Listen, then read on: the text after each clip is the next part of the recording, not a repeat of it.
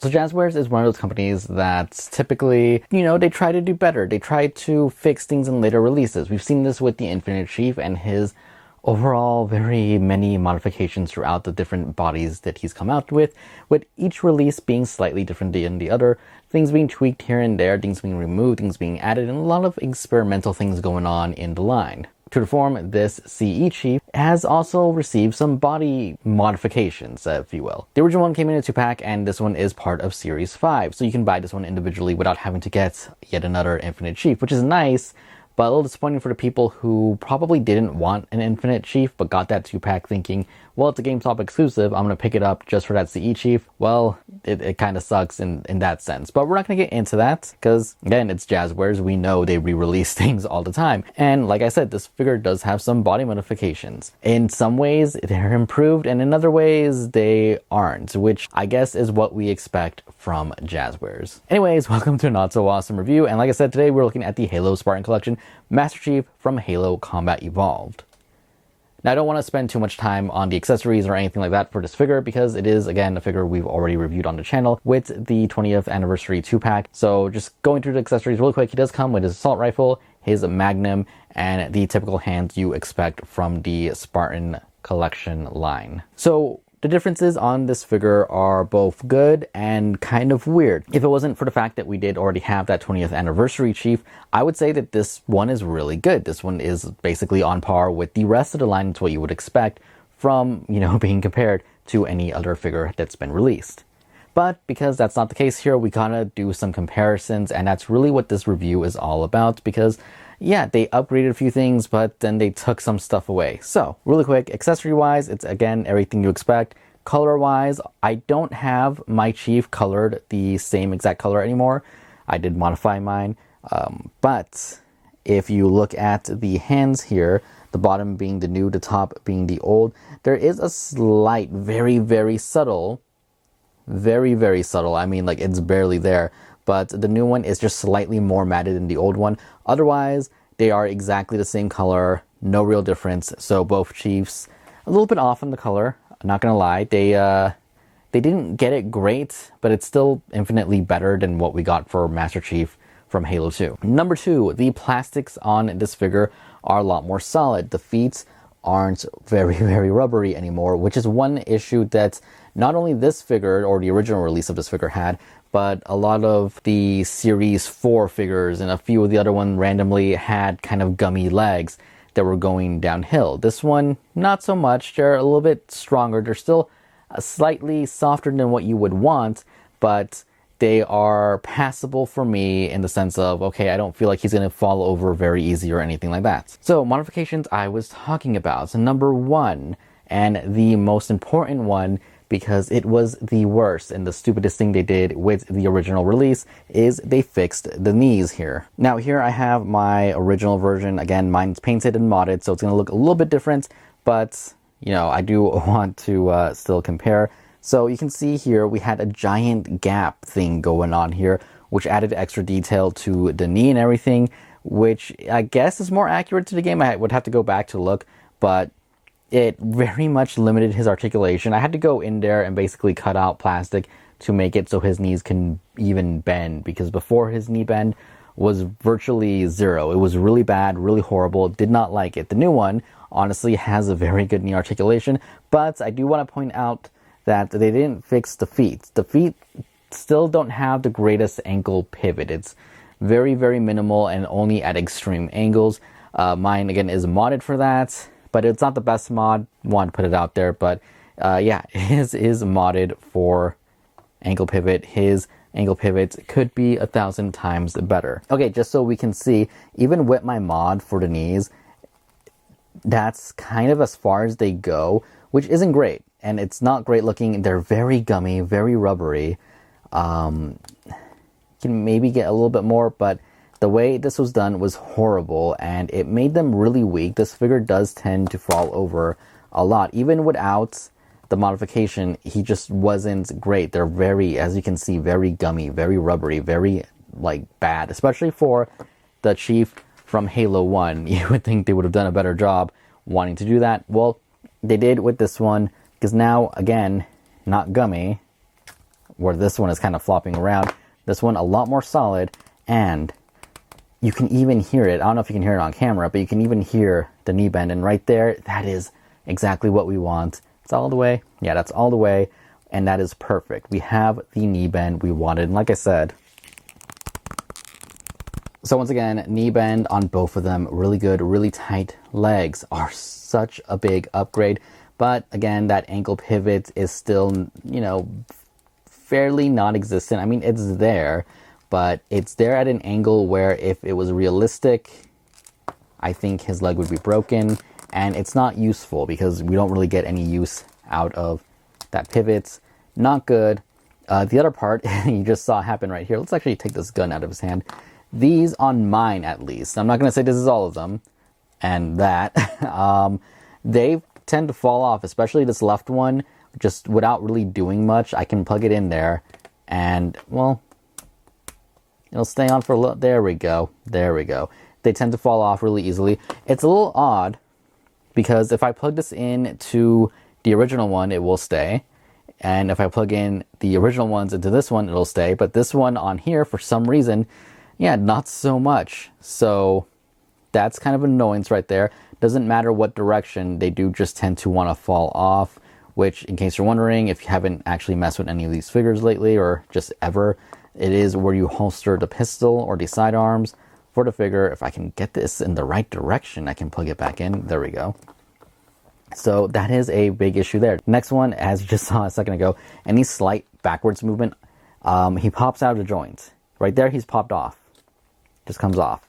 So there is no pivot, there is no nothing there. You can turn left and turn right, but if you just barely move it, it will pop off the joint. It's not the strongest thing. It's very disappointing. It is what it is. Hopefully that's not a widespread issue. Maybe mine is just a little bit weaker than the other ones. It's not really an issue with the original release either. Arm-wise, we do have, you know, articulation. Again, he just pops off, as you guys just saw right there. But yeah, arm articulation is fine. No issues there. Can we move it a little bit more? Not really, because the armor is in the way. But yeah, no real issues. Just ignore that, I guess. It's a little tight, but no real issues, like I said, with the arms. It's really just the upper body that has that really weak popping off. Legs can go outwards a very good amount, forward and back and everything. Well, not so much back, but enough that, you know, I'm okay with the articulation there. Again, the upper body, though, not great. And the weirdest part for me is that when you want him to look up, that's as far as he'll go. Just popped off the body again. I'll lower this arm if I can. Get him on a sideways. Little profile look right here. That's as far up as he can look. Again, bringing in gummy legs over here. Putting them back to back. And that's as far as the original release could look. So, I don't know what happened here in the production. I don't know if they had to spend money and take stuff away for the knees to work. But yeah, the original version of this figure can look up a lot more than the old one. Additionally, we can get him to look down that much and get him to look down that much.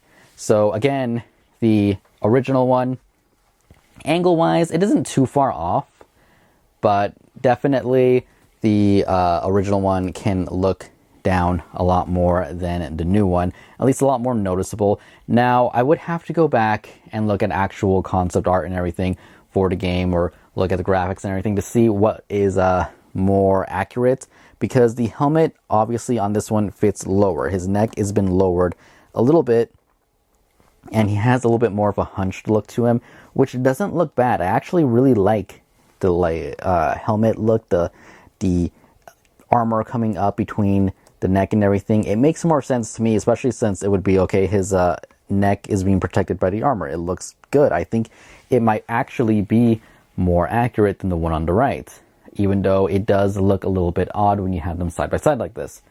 It's just odd that, you know, we lost that head movement. So that leads me to my next point here is, I guess if you want the most articulated chief and a better overall chief, you're gonna probably want both of these figures. Even if you did the knee mod, unless you did it to a bigger extreme than I did, it's still not the greatest thing in the world. especially with the gummy legs. The legs have been improved on this one so much more that it makes this one kind of obsolete. So there is that, but then you have that head movement. Now again, I do like the tucked in head on the one on the left. I do think that might be a little bit more accurate to the game, but I do really like the head movement on this one. So if you want to do a mix and match, it's probably your best option to have, again, the most articulation and to have just a little bit more of a solid figure. Now the thing is, even if you switch the upper torsos, the peg on the one on the left still will have it pop off really easy. Again, just kind of by like gently moving it back, it comes off. While the original one, you kind of have to push it, force it a little bit more than that one. Put it on there, it still wants to pop off easy. My question here, what I'm wondering is, if I pop off the original torso, put in the modded soft good ones I have, which as much as I like this one, because of the belt, it does still limit the articulation, even though it gives him more articulation. But yeah, if I move it back, he still wants to pop off, but at least then I have some range. If I put on the other one, let's see. Yeah, he still pops off if he leans back. Leans forward, he stays in pretty good. Sideways, he stays in pretty good. So honestly, the best, I think, thing you're going to get here is with a soft goods one, because it won't pop off as easy unless, again, you're leaning back. Maybe not as easy as before, but there we go with that. Like I said, the main thing that I'm going to definitely want to switch here are these, because the ones that came with the original one not only fit better, but they don't come out as easy. You can see they're in there a little bit more. If I move the leg back and forward, it doesn't really just fly off. It's not in there completely flat. It's not perfect, but it's definitely better than whatever is going on with this one, which again, just could be a QC issue. Maybe you don't have that problem, but I did want to mention all these things before you went out and bought two of them, before you decided to just pick up one. Which one do you think is better? Which one do you think is worse? Hands down, the original version is not the one to get. I probably should have phrased that a little bit different. Yeah, the new version is definitely better, even with its faults of leaning back and just kind of popping off the torso and everything. These little parts on the legs here, I'm hoping, again, it's just an issue with mine and not a widespread issue. Even when it comes to the head, if you really want that extra articulation, you know, you can do the switch. If I do the switch, I'm going to have to paint him for sure, which I'm probably going to do again anyway, if I'm being honest.